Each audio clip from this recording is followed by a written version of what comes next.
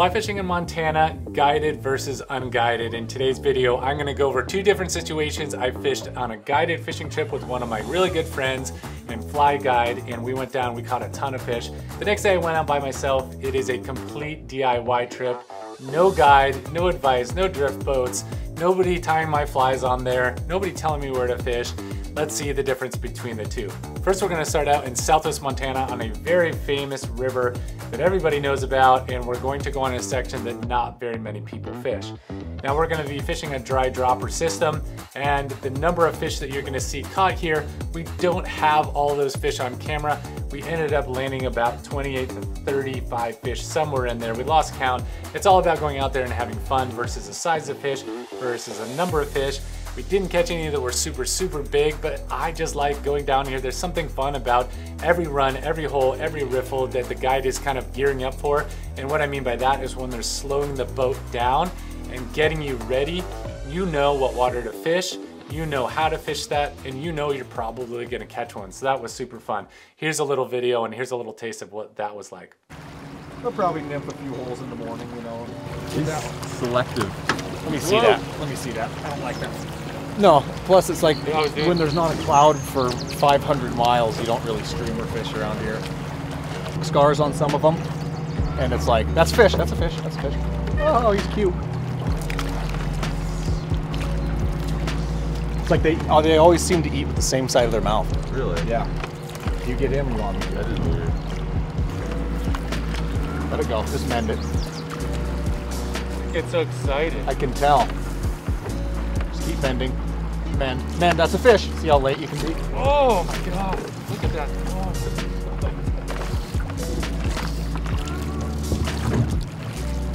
That might be senor. Senior whitefish? That might be senor. Senor Blanco. Old fin. The old snub-nosed grayling.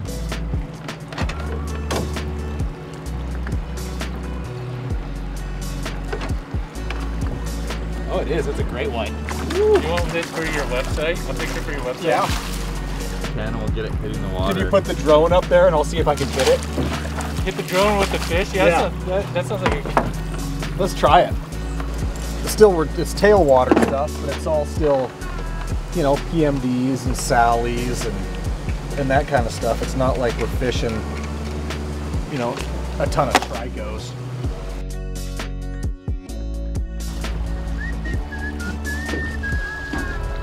You see it's deep, throw it there.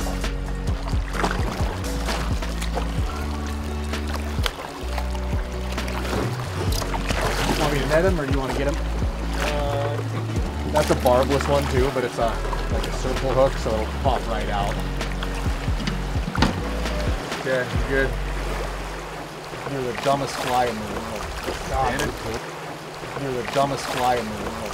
Stand it. Pull it. They work so good on that type of stuff, but it's kind of starting to get kind of, there he is, archaic, you know, again. Yeah, no one looks at it anymore unless it's just for like contact info. You know, everyone's doing, you know, social media. You know, a few of the older guests are like, oh, I was trying to get a fishing report off your website, but you know, the last one was from 2016, and it's like, yeah. Well, it's so interesting. You want to keep doing this, or you want to try to bobber one? Oh, okay. You want to try to bobber one out of here, or do you want to just keep going? Yeah, I'd drop down here.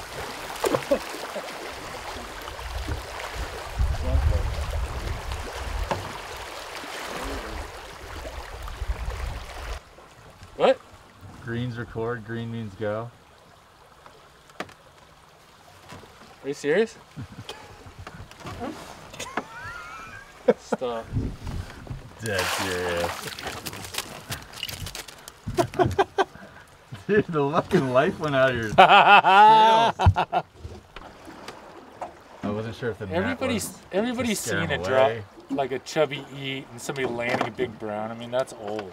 You know, people at your shows, they want to see something new. Yeah, just a magnificent rip-off. Like See, that's what I want, like hook, break-offs and misses, because that's like, cool, that's gonna be you. Yeah, every client, I'm like, that's you. That's what you're gonna do. Be like, you know, tomorrow you can tell your clients, we know exactly where all the fish are. Right, it's not like that cool, like, I get all my flies back tomorrow. Right. It's not that cool hook set with a giant brown trout coming out in a photo. It's like the hook and break, you start fishing. So I'm up there and I'm like, oh yeah, here we go. No pair cast, guys. Tie that off. So this guy had it fishing, and he'd hook one, fall off. Oh, shoot, all right. Next time throws it out there, missed it. Next one, miss. Next one, miss. Like, what am I doing? I'm like, oh, I think you're too early. You know, you're early on. Gotta let him eat it. Next one, set, miss. Yankee were late on that one. I went through early and late about 7 or 8 times in a row on these fish, and finally I'm like, let me see that fly. We need to change it. Something's not right. I look at it and the hook's not even there. It was so rusty. It'd probably been in my fly box since I was like 10. He's like clearly really. Yeah, I was like, yeah. Oh, yeah. Let's go this other one here. Let's try this other color. Don't look too closely with that. That was weird. I don't think that was the bottom. No. That's free. That's free advice. Set. Oh! Thank you. There he goes. You think that was the same one that was like Probably. What do you say, Seth? Everybody says like different. Some people say hit it. I'll say a lot of times I'll say set or get him. To me, like that's the only thing that's natural is like set. Yeah, set it. But people say hit him. Yeah. I'm like that's a lot of information. Yeah, that's too much. Most of the times I'm like, So, like hit him, like punch him, like right. I was fucking mumbled to myself mostly. I was rolling. that was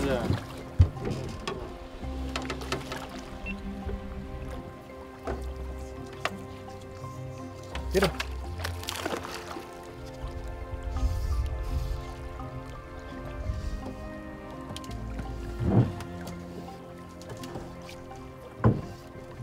Apparently get him is one too. Bit He your on hook. bottom fly. Try that again. That was a bull.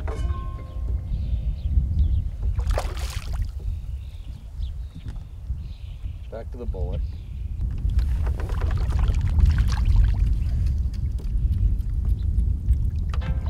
Boy, is he bleeding? Bleeding bad. Yeah, pull him fast.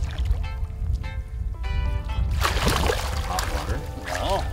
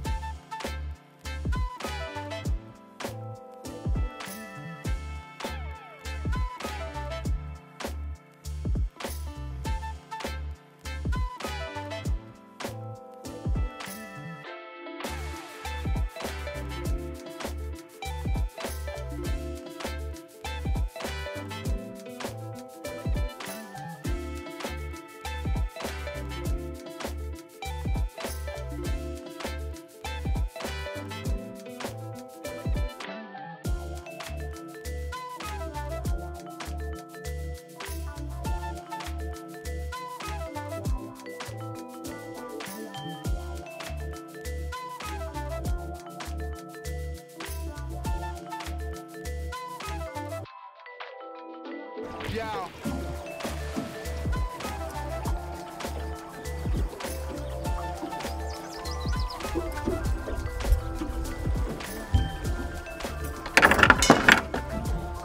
That's what I end up doing with my chubbies. Trimming that ass end on them. Get a better profile. Here, do that that again. white hair. So there's less of the white sticking out of that? I cut the tuft way down, but then I'll take the foam Yeah. and, you know, start making it So- square.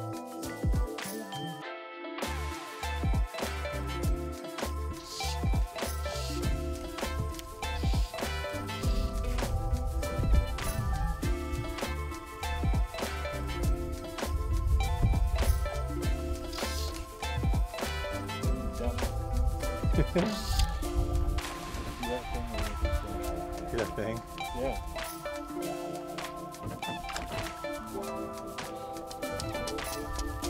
Yeah. You know the bullet.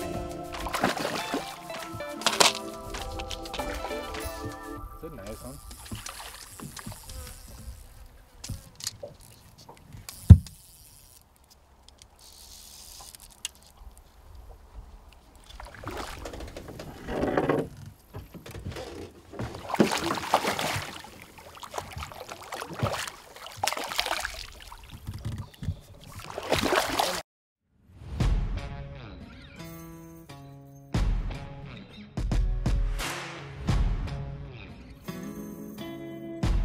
Just like this type of thing.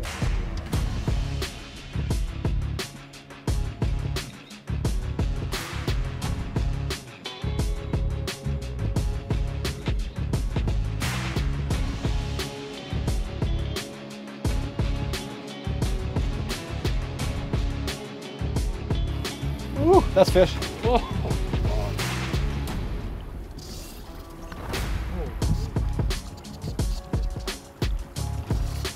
What's he doing? What's going on? What's happening? Do you need help? Should I help you? Definitely. You want me to help you? Yeah, I definitely need some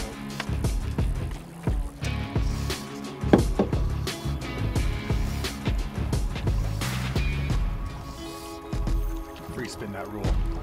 Yeah. Dude.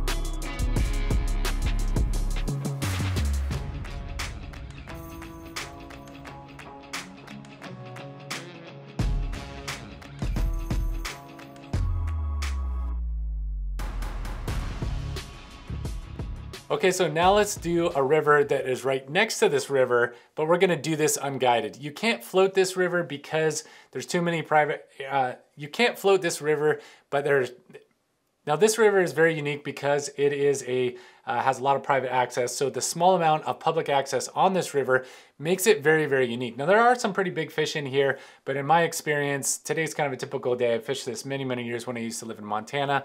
And this river is a very small, intimate, little creek, little river, but this is completely DIY, no guides, nobody helping me, and let's see how I do on here.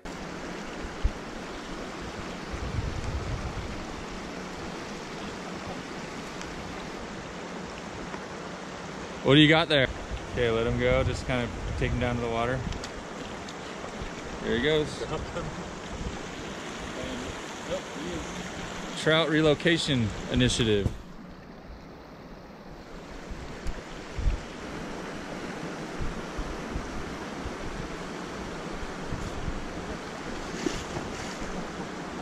Bottom.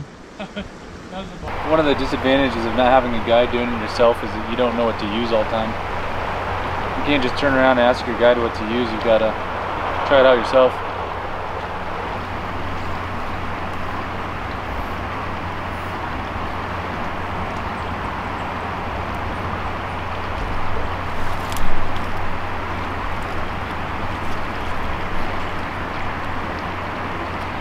Now there is something very fun about doing these types of trips yourself, DIY fishing.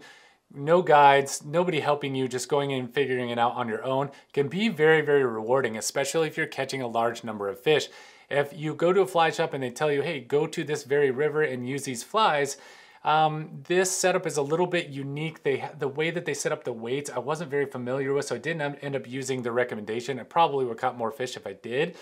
But just figuring out on your own or going with somebody who really knows the river is actually pretty rewarding versus somebody just telling you where to fish.